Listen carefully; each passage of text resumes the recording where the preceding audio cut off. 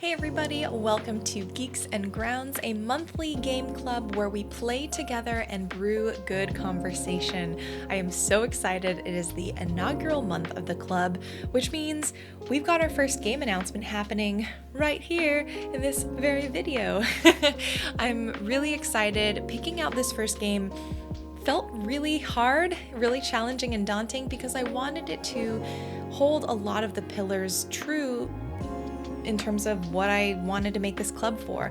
I wanted it to have thoughtful and compelling themes, be relatively easy to access on multiple platforms, not be super expensive compared to, really big AAA games.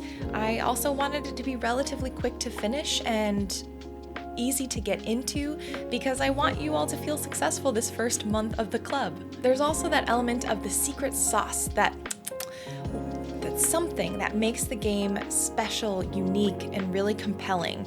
Something that I feel really passionate about, that I feel like is an experience, whether or not it is perfect, is worth playing and talking about. So that leads us to our first selection. Okay, drum roll done. To the Moon. To the Moon is a game that launched in 2011, about a decade ago, and it's developed and published by the studio Freebird Games, and the design and most of the soundtrack was composed by Kongao. This title and the following titles in the series follow two employees of an organization called Sigmund Corp, a company which provides a very unique service, granting the final wish of dying patients through changing their memories, allowing them to fulfill goals that they weren't able to achieve in life. In To the Moon, their work centers on an elderly man named Johnny who wants to go to the moon. Sentiment and nostalgia played a large role in the selection of our first title. When I was in college, I didn't think games were for me anymore, and after I graduated, I one day randomly decided I wanted to download Steam and see if Harvest Moon was available for PC. I didn't find Harvest Moon, but I did stumble upon a game called To the Moon, and I downloaded it, purchased it, downloaded it on a whim, and it really changed my life. The story sticks with you long after the credits roll. There is no violence, but there definitely is conflict, and there is so much conveyed through the pixel art and the music. I hear the theme song and I instantly start to choke up, even these many years later. More than anything, To the Moon is not a perfect game.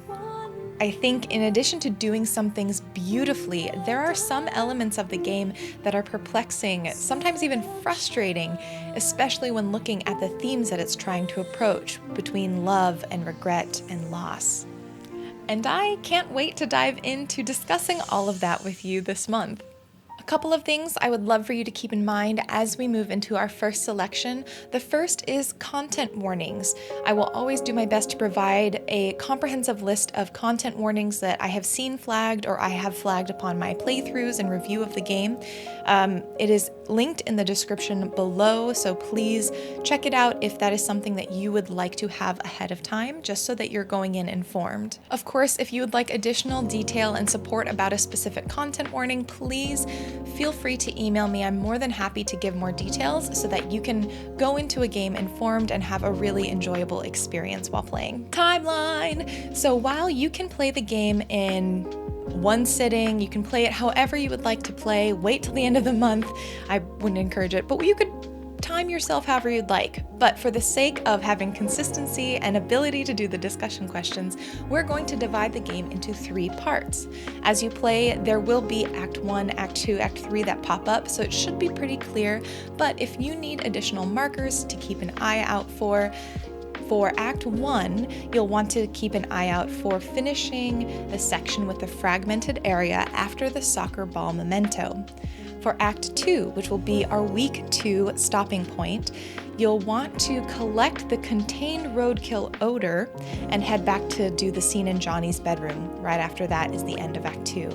And then Act 3 is simply finishing the game. Again, the purpose of dividing this up is so that I can create discussion questions that pertain more specifically to parts of the game, but I encourage you, if you're just feeling it, play the whole game in one sitting. It's very emotional, and if you need more time, know that you do not have to finish the game to participate in these discussions. Some of the questions will be more game specific, but a lot of these questions will also be a bit more broad, and I encourage you to bring your perspective and experiences, even if they're not directly from the game. Finally, I really hope you have fun. I'm really looking forward to talking with you via the newsletters, hearing about your responses to the questions, seeing what questions you have for me, for one another, and learning about your favorite and least favorite parts. In addition to responding to me in the newsletter, I really encourage you to, if inclined, use the Discord to interact with one another, share your perspectives, write comments to other people's statements, ask each other questions. Your perspectives and voice are what you bring to the table, and they are what are going to make Geeks and Grounds shine. I'm here just to facilitate, to help, and guide this discussion. Yay!